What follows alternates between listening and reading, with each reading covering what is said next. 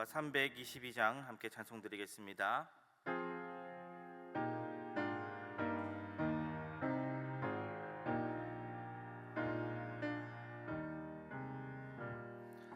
세상의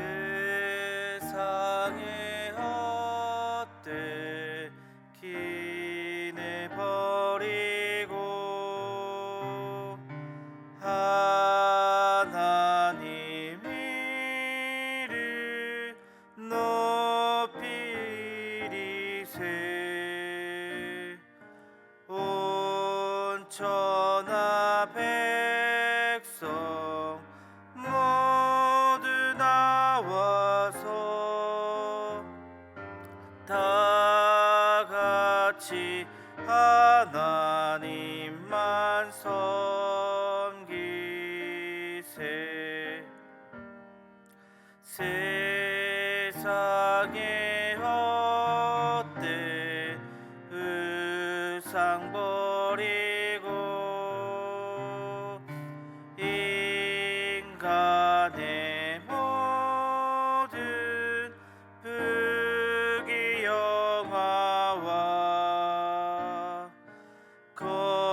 거짓과 불의 모두 버리고 온전히 하나님만 섬기세.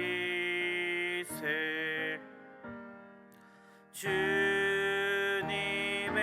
백성 서로 헤아려 시기와 미움 또주버리고 하나님만의 홀로 섬기네.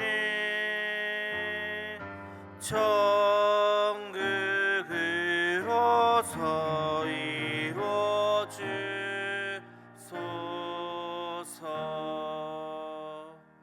아멘.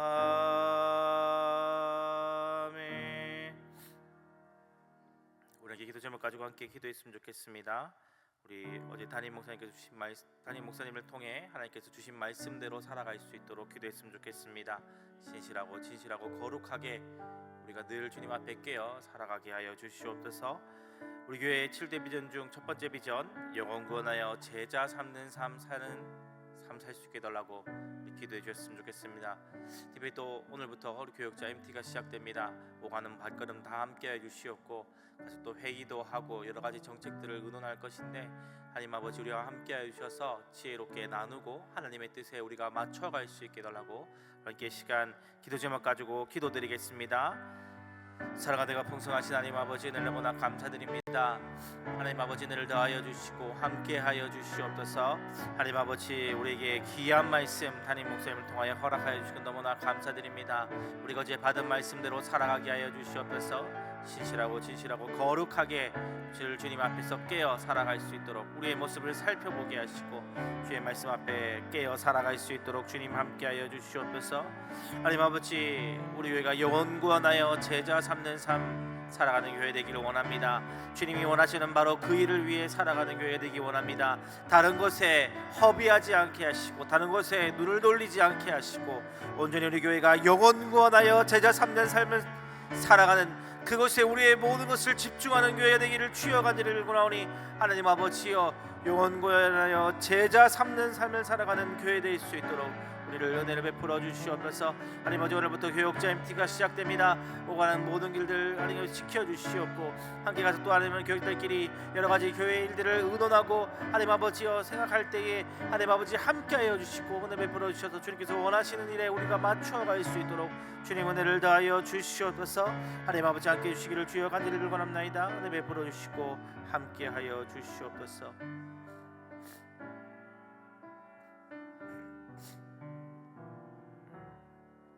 성경 말씀 보겠습니다. 고린도후서 14장부터 7장 1절입니다. 고린도후서 6장 14절에서 7장 1절입니다. 우리 한 절씩 교독하고 마지막 절 함께 읽겠습니다.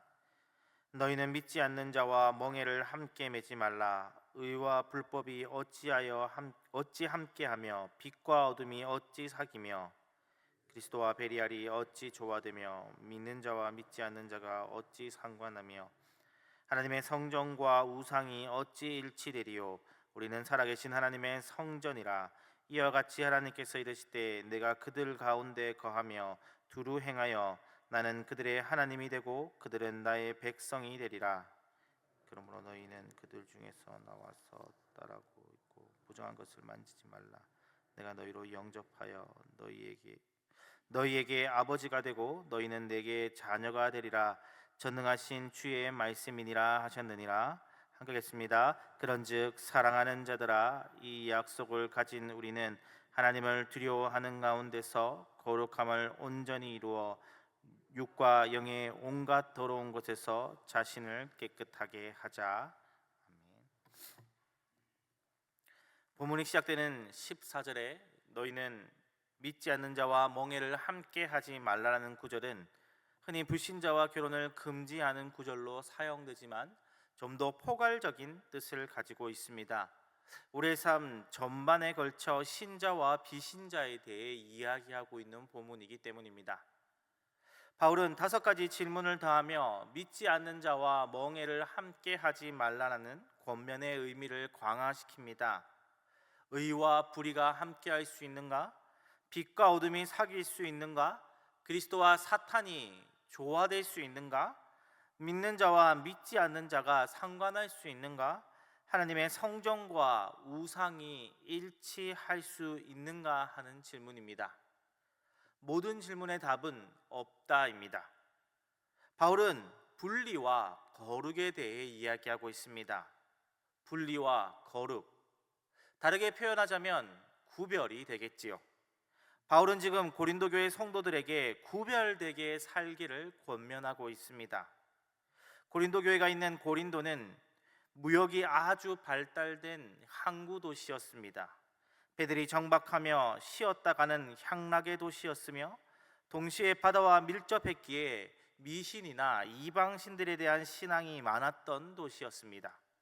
그야말로 부와 향락의 도시였습니다.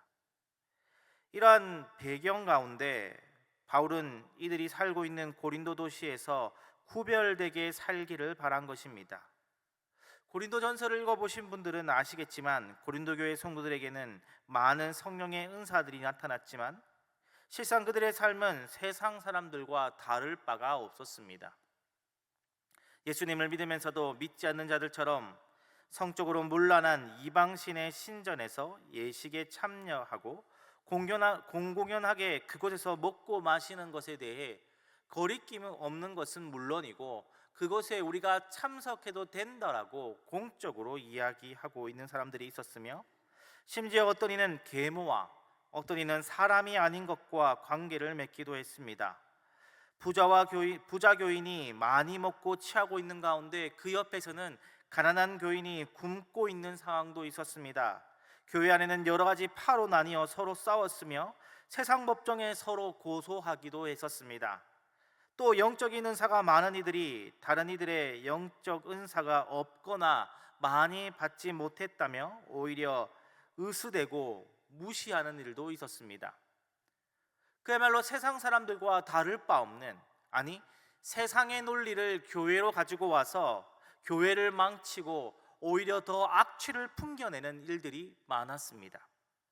그런 고린도 교회 사람들에게 너희는 하나님의 성전이니 세상과 다르게 구별되게 살라고, 정결하게 살라고 권면하고 있는 것입니다. 사랑하는 성도님들, 우리가 구별과 구분을 잘 분리해서 생각해야 할 것 같습니다. 구분은 세상과 완전히 단절되어 살아가는 것입니다. 하나님의 성막은, 그리고 성전은 이스라엘 백성들의 삶과 완전 구분된 다른 공간에 있지 않았습니다. 마치 원래의 절처럼 속세와 완전히 분리된 곳에 멀리 떨어져서 독야청청 지내지 않았습니다. 이스라엘 백성들의 삶 가운데 오히려 가장 잘 보이는 중앙의 터를 잡았습니다. 그러면서 저곳은 하나님이 계시는 곳이고 하나님이 임하시는 곳이기 때문에 우리가 정결하게 살아야겠구나, 오히려 그것을 보여주고 깨우쳐주는 장소였습니다. 사랑하는 성도님들, 우리는 살아있는 하나님의 성전입니다. 우리가 세상 가운데 구별되어 세상 사람들과 다르게 살아가야 하는 것은 우리 가운데 우리는 하나님의 형상을 비추는 거울이기 때문입니다. 세상 사람들과 다르게 나의 유익보다 남을 섬기고 성공시키는 삶을 살아가고, 나를 성공시키는 것이 아니라 남을 성공시키는 삶을 살아가고, 세상 사람들은 자기 마음대로 자기 보기에 좋은 대로 살아가고 자기의 쾌락을 쫓아 살아가지만 우리는 하나님이 기뻐하시는 것을 쫓아가고 정결을 지키며 살아가는 그러한 사람들이어야 합니다. 나의 권리를 주장하지 않고 내려놓으며 때로는 용서할 수 없는 자를 용서하는 삶, 세상 사람들과 다르게 살아감으로 하나님의 복을 누리고 그것을 통해 하나님이 살아계심을 보여주어야 하는 삶이 바로 우리들의 삶이어야 하는 것입니다. 서로 보폭이나 힘이 다른 두 짐승을 하나의 멍에에 매어 밭을 갈면 결국 둘 모두가 망쳐지게 됩니다. 서로 맞지 않는 것을 억지로 멍에에 묶어 놓았기 때문입니다. 서로가 서로를 망치고 결국엔 밭마저도 망치게 될 것입니다. 우리가 세상 사람들과 함께 같은 논리로 살아가고 같은 방식으로 살아가면 결국 서로가 서로를 망칠 뿐입니다. 우리가 세상 사람들과 다르게 구별되게 살며 그들이 우리의 모습을 보고 예수 그리스도의 모습을 보며 예수님을 믿게 하는 것, 그것이 바로 우리가 해야 하는 삶인 것입니다. 그것을 위해 하나님께서는 우리를 부르셨습니다. 17절 후반절과 18절에 말씀하시기를 내가 너희를 영접하여 너희에게 아버지가 되게 하고 너희는 내게 자녀가 되리라 전능하신 주의 말씀이니라 하셨느니라. 이 구절은 바울이 레위기 26장 11절에서 12절의 말씀을 인용한 것입니다. 하나님께서 이스라엘 백성들에게 그들을 애굽에서 구원하신 것을 말씀하시며 이제 하나님의 백성으로 그 계명에 순종하며 살기를 이야기하시고 있는 장면입니다. 사랑하는 성도님들, 우리 또한 세상과 다른 사랑을 받은 사람들입니다. 우리는 창조주이시며 우리의 주인이신 하나님을 배반했던 자들입니다. 세상의 법칙대로라면 능치처참을 받아도 부족한 사람들입니다. 영원한 불구덩이가 원래는 우리의 것입니다. 세상의 논리대로라면 도무지 용납되고 용서받지 못할 죄인이 우리들의 모습입니다. 그러나 하나님께서는 그러함에도 불구하고 세상의 법칙과 달리 아들을 내어주시기까지 우리를 사랑해 주셨습니다. 우리를 용서하시기 위해 독생자 예수 그리스도를 내어주셨습니다. 예수님 역시도 하늘의 저 많은 영광을 누릴 수 있음에도 불구하고 그 모든 것을 내려놓으시고 죽기까지 우리를 사랑하여 주셨습니다. 우리는 그분을 알아보지 못하였고 그분을 무시하였고 그분을 십자가에 못 박았지만, 그러나 그분께서는 우리를 사랑하시되 우리를 끝까지 사랑하여 주셨습니다. 그리고 성령을 통해 우리로 하여금 믿을 수 있는 마음을 주셔서 예수님을 주라 고백하게 하시고 감히 하나님을 아바 아버지라 부를 수 있도록 우리를 주님의 자녀 삼아 주셨습니다. 우리가 세상 가운데 구별되어 세상 사람들처럼 살아가지 않고 부족하지만 예수님의 모습을 나타내며 살아가야 하는 이유 역시 우리 또한 세상 사람들과 다른 하나님의 놀라우신 사랑을 받은 자이기 때문입니다. 우리는 그 사랑을 기억하며 하나님을 경외하는 가운데 부족하지만 한 걸음 한 걸음 예수님의 모습을 나타내며 살아가는 자여야 합니다. 때로는 주님을 의지하며 과감하게, 때로는 한 걸음 한 걸음 점진적으로, 그러나 포기하지 않고 나를 위해 목숨까지 내어주셔서 나를 사랑하여 주신 바로 그분을 닮아가야 하는 것입니다. 누군가를 용서할 수 없을 때 바로 하나님께서 우리에게 세상과 달리 베풀어 주셨던 이 사랑을 떠올리셨으면 좋겠습니다. 화가 나고 분노가 나를 잠식하려 할 때 죄가 없으신데도 억울하게 죄인으로서 십자가에 달려 돌아가신 예수님을 떠올리셨으면 좋겠습니다. 나의 것이 생각날 때 나를 위해 목숨까지 내어주신 예수님을 떠올리셨으면 좋겠습니다. 예수님을 생각할 때, 그 사랑을 기억할 때에 우리는 부족하지만 한 걸음 한 걸음 예수님을 닮아가며 우리에게 하나님께서 주신 사명, 살아있는 성전으로서의 역할을 잘 감당할 수 있기 때문입니다. 세상 사람들이 그런 나를 보며 부족하지만 내가 예수 그리스도를 떠올리며 예수님의 모습을 닮아가려고 할 때, 세상 사람들이 나를 보며 부족하지만 나를 보며 아, 예수님은 저런 분이시구나, 하나님 나라가 저런 곳이구나 떠올릴 것이기 때문입니다. 사랑하는 성도님들, 우리의 삶의 순간순간마다 예수님을 떠올립시다. 하나님의 사랑을 떠올립시다. 그리고 그 모습을 닮아가며 세상과 다르게 구별되게 살아갈 수 있게 되기를 주님의 이름으로 축원합니다. 우리의 모습은 부족하지만 예수님을 떠올리며 그분을 의지함으로 세상 가운데 예수님의 모습을 보여줄 수 있기를 바랍니다. 그래야 살아있는 하나님의 성전으로서의 역할을 잘 수행하기를 바랍니다.